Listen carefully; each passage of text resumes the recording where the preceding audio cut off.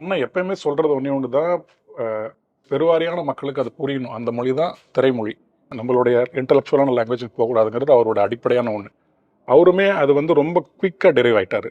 அவரோட முதல் பாடல் நீங்கள் அந்த தென்னைக்குள்ள வளையல் இருக்கு இல்லையா, அதோட முதல் பாட்டிலையுமே அதை எழுதியிருப்பார். ஆமா, அந்த பாட்டு கவிஞர்கள்லயே அவரோட பேர்ல தன்னுடைய பேர்ல முதல் பாடல் அமைஞ்சது அவருக்கு தான். முத்து முத்து.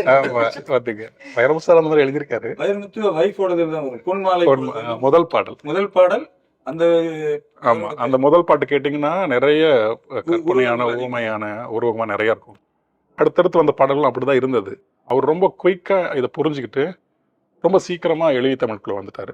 எனக்கு கொஞ்சம் நேரம் ஆயிடுச்சு, ரொம்ப ரொம்ப நாட்கள் ஆயிடுச்சு. ஆமா, அதை அவர் சொன்னாலுமே எனக்கு உரைக்கல. ஆமா, அது கேட்டிருக்கீங்க, கேட்டதுல எனக்கு புரியுதுன்னு வச்சுக்கோங்களேன். ஆனா அவரு நிறைய முறை சொல்லியிருக்காரு. என்னோட ஒரு சில பாட்டுல அந்த அடிக்கடி முடி களைவதை அபகரித்தான் ஒரு பாட்டு இருக்கு. முழுக்க முழுக்க போட்டு என்னோட அறிவை காமிக்கிறேன்டா அப்படின்ட்டு போட்டு புதைச்சி வச்சிருப்பேன். அவர் கூப்பிட்டு இவ்வளவு கஷ்டப்பட வேணாம், மக்களுக்கு புரியணும்ல அப்படின்னு சொன்னாரு. அது பல்லவிக்கு ரொம்ப சொல்வார். எனக்கு தோணும் அவர் சொல்ல மாட்டாரு. கேட்கும் போதே அந்த பாட்டு நம்ம பாட்டுன்னு தெரியும். வாங்கண்ணா வணக்கம் அது விஜய் சொல்ற வரின்றதுனால அந்த பாட்டு ஆரம்பிச்சது வாங்கண்ணா வணக்கம்னு ஆரம்பிச்சோடனே அது ஒரு லிரிக்ஸ் ஒரு போயம்ன்றதுல மாறி நம்மளுக்கு ஏதோ ரொம்ப நெருக்கமான ஒரு விஷயம் ஆயிடும். அது நாமும் ரொம்ப கரெக்டா